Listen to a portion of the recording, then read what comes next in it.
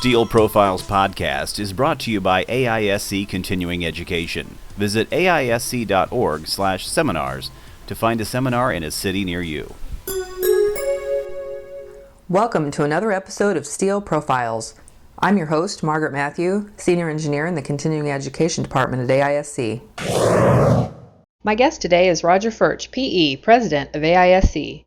Roger received his bachelor's degree in civil engineering from the University of Washington and then went on to earn his MBA from the University of California, Berkeley.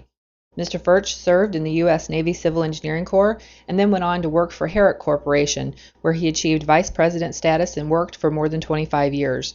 Prior to becoming AISC's president, he was a member of the AISC Board of Directors and served on several AISC technical committees.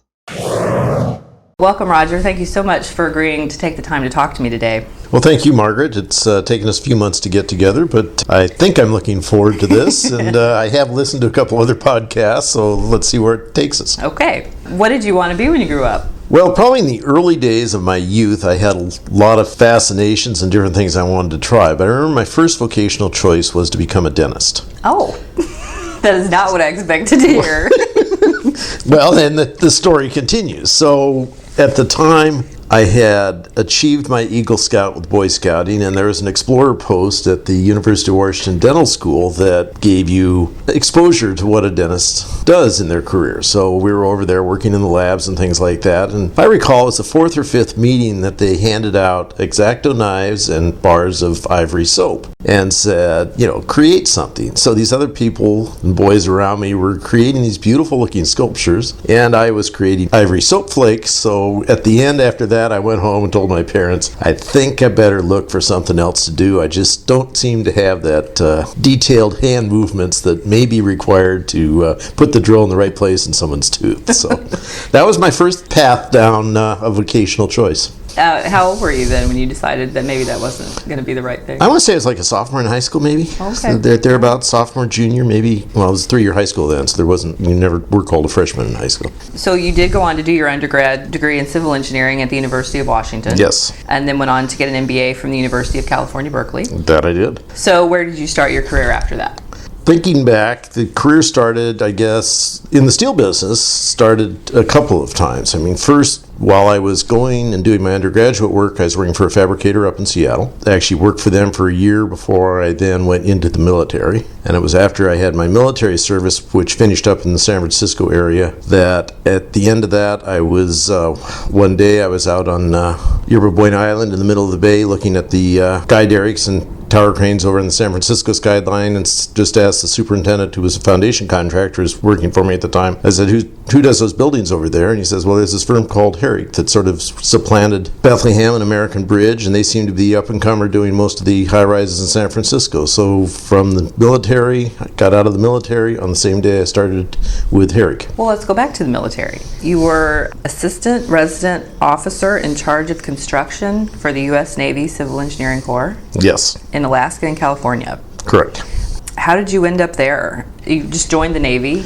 Well, some would say, yes, I did just join the Navy, but I am one of those that was around during the Vietnam conflict, back when the United States still had a draft system. Oh, okay. So, in fact, it was one of the first years that they changed the draft system from just totally random to putting it into a lottery where your birthday was chosen out of a lottery. Mm-hmm. And my college roommate at the time and I had both the previous summer decided that we would go in the military and go in as an officer in the Navy. And I remember sitting at the fraternity one night and watching television as all the birthdays were picked, and he got number 361 and I got number 52. So at that stage our paths sort of crossed. He went down and canceled his contract with the Navy, and I said, yeah, this was a good choice because I'm sure by the time I graduate they will certainly get to 52. So that's where it started with the Navy. But I mentioned earlier that I was working for a fabricator in Seattle. That was sort of the first mentor in my career, the president of that company. Smaller fabricator, but I also knew the family and knew him. And I'd asked him what I should do as I was getting through high school, and he was the one that actually suggested get a degree in engineering, even if you don't want to be a design engineer. He says go spend some time in the military, either the Corps of Engineers or the Navy construction teams. But he says in the military they'll give you way more responsibility at your age than you probably should be given, but you'll learn a lot and you'll learn it fast. So a mentor sort of drove my career path right from the beginning. Yeah. So how long were you in the military? Just a little under 4 years. 4 years. Counting training. So were you in Alaska? They call it Alaska, but if you look at a map of Alaska, it has a string of islands that goes west out of mainland Alaska called the Aleutians. And Adak is the most southerly of the Aleutian chain. It's not what people think of as Alaska. It had snow a couple times a year, less snow than Chicago. Wow. But the nickname for the island was the birthplace of the winds. There was always wind on that island. The warmest temperature it ever got in the summer was, I think we got to 70 degrees one time, and the base captain actually just called a holiday routine because it was so unusual to have a day with no wind and the sun out, so everybody got a day off. Oh, so not Alaska proper, but still Not Alaska proper, no. Did not spend much time other than going through Anchorage to get there. So you did take a path towards the fabricating side rather than design as an engineer. So. Well, fabricating and or construction, because even the time I had in the military was in contract administration. So it was private contractors building the bases, everything from a runway to a bowling alley, barracks housing, modular housing. Actually did modular housing back in the 70s. And then I always liked to build things. If you ask my mother, she said you chose the career you liked to do as a child because you were the ones who was all stacking things. Or my wife to this day says Roger will be the type that'll start stacking salt and pepper shakers to see if they can stand on top of one another. So I've always considered myself a builder, not a designer. Okay. So you mentioned that you went to work for Herrick. So prior to joining AISC, you were the vice president of Herrick Corporation, the largest steel fabricator and erector on the West Coast. So what was it about AISC that made you want to make such a huge career change and come to work for AISC? I don't think it was as much about AISC. The first choice was that I wanted to make a career change, and for that I blame my son, because as he was in his undergraduate down at UC San Diego, there was a dinner for the honor students down there, and I went down, and the speaker that night was a woman that served with the Department of State, and her speech to all these seniors was, as you get out of school, think about a career having 3 parts to it, or 3 jobs or something like that. And I'm sitting there over dinner thinking, well, I had the military. I've spent, at that time, probably 25, 26 years with Herrick. What's career 3 going to be? And I also had in the back of my mind that the time to make my next career change would be when our children were out of high school. And there's 8 years between them, so I still had 4 or 5 years to figure it out. So I started looking at different paths, whether it be consulting, whether it would be with a different fabricator, which would be a geographic change. What would it be?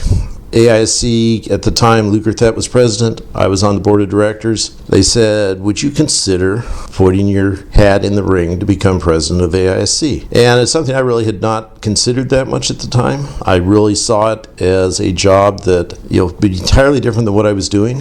But it was a job I don't think understood at the time. And I thought about it for a long time, and then finally one night over dinner mentioned to Nancy, what would you think if we decided to move to Chicago rather than live out in California? And she said she'd seen Chicago once. Nice December day when it was actually 70 degrees outside. Wow. So she had no idea what the climate she was moving into. Complete misconception. Yeah, but it worked.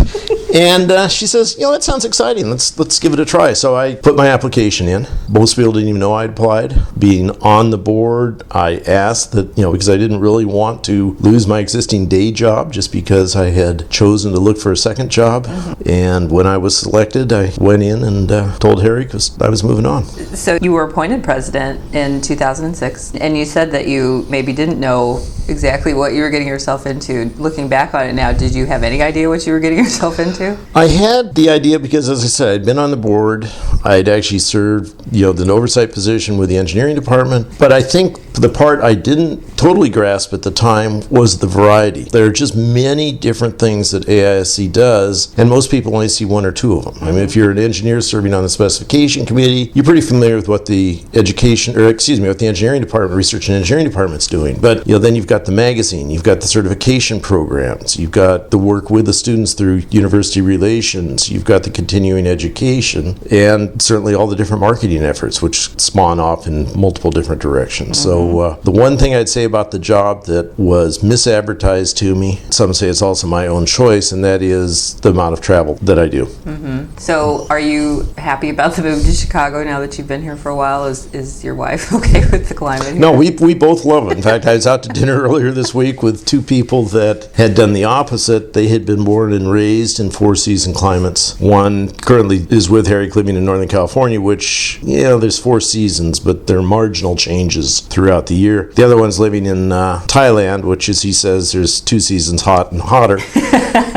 And both of them say that, their remembrance of living in a distinct 4-season climate is more enjoyable than in a more temperate climate. Not sure I'd say that if I'd lived here all my life, but, this is my 6th or maybe my 7th winter, and each one's been different. Yes, I'm sure it has. You stepped into Lou Gerthet's shoes as president.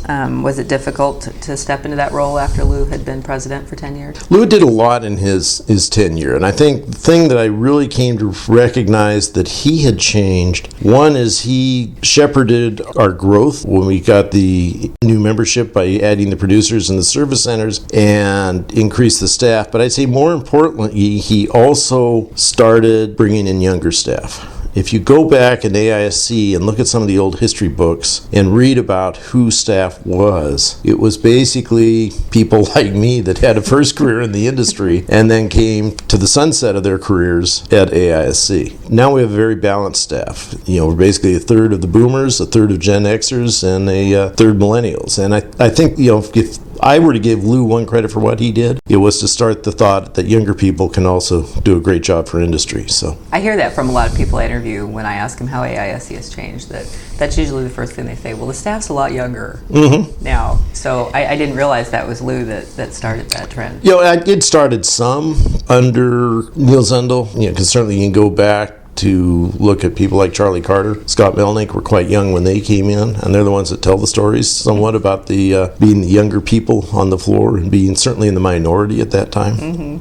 When you took the job, you were quoted as saying, "The challenge for the future of AISC is to promote further growth and the stature of our institute by bringing together the people and programs responsible for our past achievements, to further grow market share, and to gain greater international recognition of our institute." So how do you think AISC is doing with regard to these goals? Well, the one thing I didn't promise there was a good economy. And never promised that. Yeah. The fact that the construction economy is in such a depressed state now, it's hard to think are we meeting our targets? Are we meeting our goals? But to hear that read back to me 6 years later, I pretty much agree that, we are accomplishing all those things. And certainly, the recognition, the brand of AISC has been around for 90 years. I don't want to lose that credibility because I think we are who we are. We're recognized for who we are, and we're recognized both as a technical institute and as a trade association. So we have multiple people that we're serving, and the job is to continue to serve those people well. You mentioned the economy. AISC seems largely to have been insulated from the difficult economic challenges that the U.S. has faced since 2008, and certainly the steel industry that we represent is hurting. Why do you think AISC has been less affected by the downturn in the economy? Well, we have been affected, no doubt about it. The good news is we went into it in reasonably strong financial shape, and the board has been very supportive of saying let's continue our programs through the recession so that we don't have to start over. The importance of this is another statement that I made back, and I've said many times when people call up and complain about the economy or complain about something that we did or have an issue on a contract, and I will tell all our members, we can't help you with today. Because if you look at what do our programs do, we're planting the seeds for what will grow into projects tomorrow. So and as I say, the support of the board has been tremendous in that. We have continued our programs. We have continued our staff because we want to be ready as the economy begins to recover. As we've watched many of our competing materials, cutting staff, cutting programs, they're going to have to start by rebuilding once their finances come back, whereas we will already be in place with the people in the programs and be ready to promote and assist in the growing market. So you've been involved with AISC in a number of different roles. As a member of industry, you were a member of the AISC technical committees, a member of the board of directors, and a member of the staff now. So how has your perspective of AISC evolved through all of these different roles? It's been a learning experience, and each has been different. But starting with the technical committees, it starts with, to me, one of the fundamentals of what is AISC, which is that opportunity for collaboration and networking.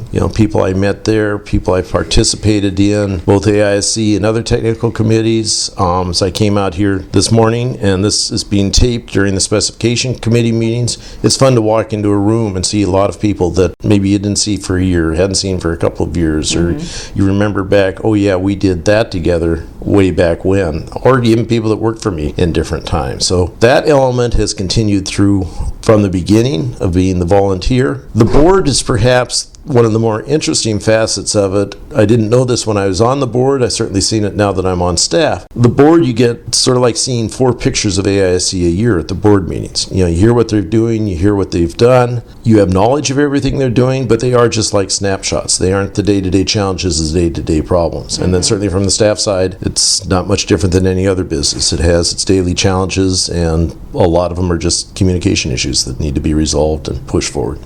So now that you've been in this role for a few years, now what do you see as your vision for the future of AISC? I think the other thing I've been working on is to make sure that we are a single organization. There used to be, some people would call it silos, or some would call it that, independence within departments, that marketing used to be actually a separate company. So there was a time when people from marketing and people from AISC would walk in and they would actually have slightly different business cards, and people would ask for that. So we've put that back together. So where I'm trying to take it right now is a single organization. Certainly that's what I've been working with bringing the National Steel Bridge Alliance, which focuses on the bridges, more working right in the mainstream of other AISC functions and using the support of the other departments. That's really where my current vision is be prepared for the recovery. I've sort of been saying that, unfortunately, for a couple of years, and I keep saying next year, and then I say next year. One of these years you'll be right. One of these years I will be right, and the economy will recover, but I don't think there's anything out there that would tell me that it's going to be a fast recovery. I think the other thing I've learned, and particularly with this job, is don't look too far forward. The change in technology, and whether that's at the fabrication side, or whether it's the software of modeling, or whether it's the software that can be used on construction projects, laser scanning and other issues, or even communication. Start thinking about, what did you have for a cell phone 5 years ago, or 10 years ago, versus the device you're using today. Trying to be flexible enough, nimble enough to be ready for the future. I think that's perhaps the biggest challenge. And a little story that goes along with that. The year I started was the launch of the Unified Specification and 13th Edition Manual. And we were having a few issues with the first printing of that, and timing of the printing, and getting them out in time for students to start the next term. And as I was dealing with that, I started thinking, wow, someday somebody sitting in this chair is going to have to make a decision of whether we even print these anymore, or we just provide the electronic manual. In the conversation with myself, I concluded at that time that, well, let's see, I will probably have one more manual in my tenure here. That's 5 years, 6 years out. I'm safe. I won't have to face that decision, but whoever's sitting in this chair after me is going to have to. And if you look back, the manual is the heart of AISC. I mean, it's one of the first publications that's ever put out. We've done it 14 times now, and it's been the backbone. The sales from it certainly help keep our membership fees down. And whoever has to make that decision, well, you now know the 14th edition, we're doing it both ways. And it's another learning experience. It has not been as successful as we thought it would be. It has certainly been more difficult because you're trying to balance protecting your rights and your copyrights and things like that, but also providing something that's functional to the person using it. So it's a new path of learning. And as I say, 5 years ago, that one wasn't even on the radar screen. In fact, it was not going to get on the radar screen. Yeah, that is something new, the electronic version of the manual. So if people listening don't know that that's available, that is available now. So far, what do you think has been your biggest contribution to AISC? My biggest contribution, I would say right now, it is guiding the ship through the storm. That, making sure we have the right people, doing the right things, maintain the support of the board. And the other one that I really take a lot of pride in is when I was in the oversight position of the director, was when we finally stopped the battle between AISD and LRFD. And that has been tremendously beneficial, I think, not only for AISC to have a single manual, but I think for the design and the educators to, as Luke Geschwinder said, have it your way. Exactly. Design it your way. Okay, so that's your biggest contribution. What's the worst idea you've ever had? With AISC? Or in my life? In your life, AISC, whatever you want to share. Well, And you shared some of these questions with me before this interview started, and that one probably is, I don't have a good answer for that. And the reason I don't is I'm not so sure there are any really bad ideas. Some just don't work out the way you thought they would. Right. But I've always looked at it as a learning experience. Yeah, you learn from everything. Yeah, to me, the bad idea would be the one that you tried it once and it didn't work, but you were dumb enough to try the same thing a second time.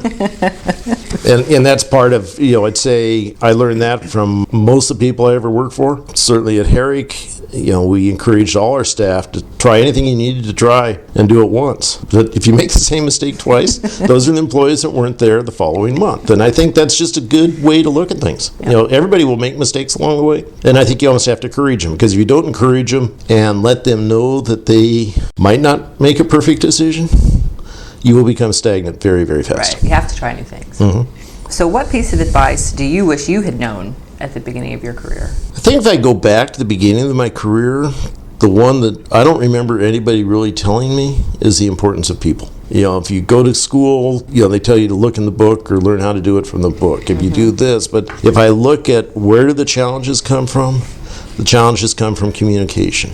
And it's whether you've developed the relationships and whether you've developed the trust with the people you're working with. That's something you have to learn. Mm-hmm. And, some people can do it, some people can't. But if you can't develop trust through honesty, I don't know how those other people survive. And I certainly don't know how they get up in the morning and look at themselves in the mirror. Mm-hmm. Do you know that you have a reputation around the office for having an amazing memory and never forgetting anything? Did you know that?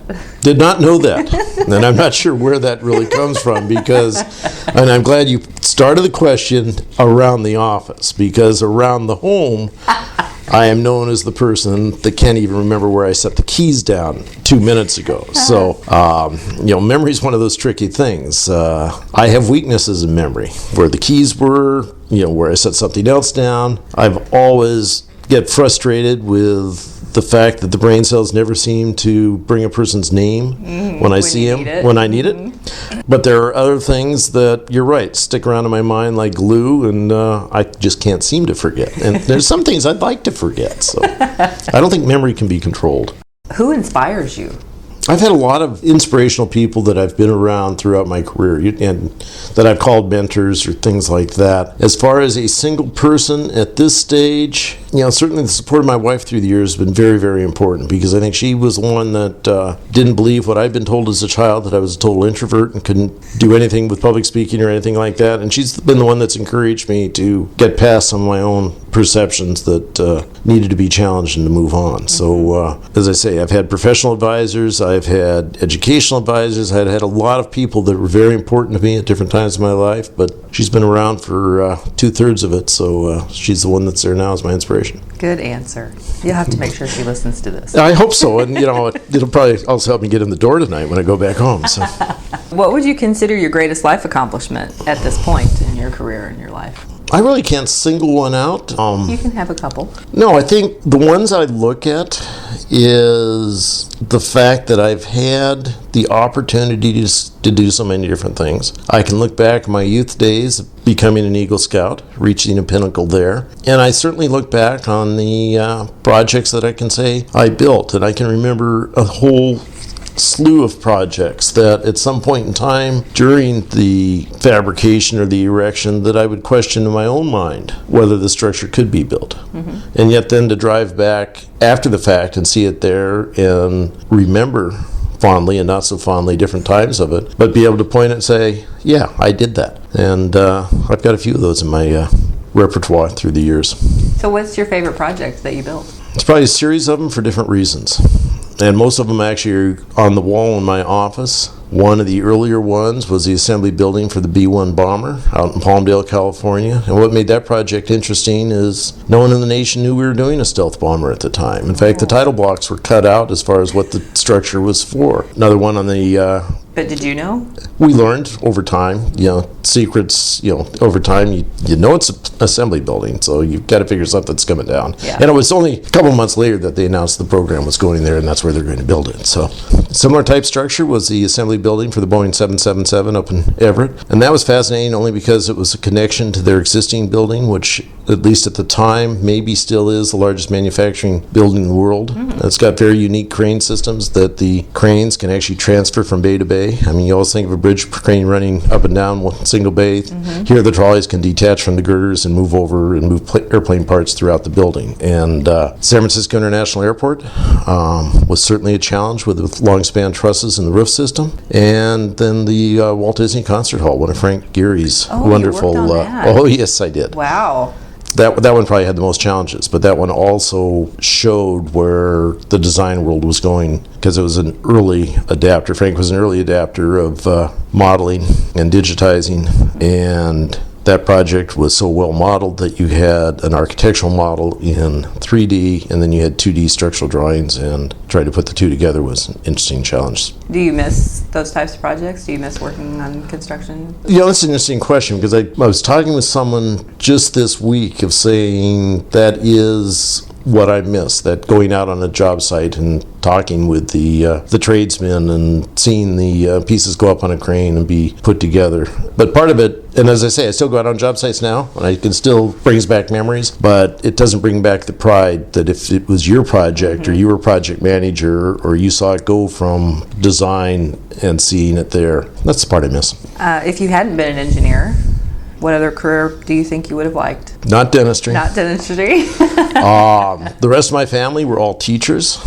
whereas I see my role now somewhat as giving back what I've learned through my experience. I could never see myself as a teacher. So I think I'm just glad with the career I've had, and certainly with the variety my career has had. So, I mean, I have not had a lot of different employers, but I have had a bunch of different jobs through those years. There's never been a period of time where this is what it is and this is what it's going to be forever. I mean, I got to build one of Herrick's fabrication shops from a total greenfield site. The jobs I built as projects, traveling around the world, seeing steel production facilities and that. I've just had a lot of opportunities in my life, and I've enjoyed them all. Well, that's great that you can say that.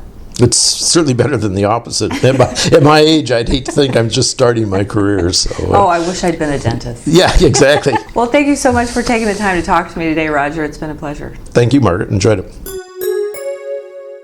This has been a presentation by the American Institute of Steel Construction. Join us next month when my guest will be Larry Kloiber, P.E., consultant with Lejeune Steel Company.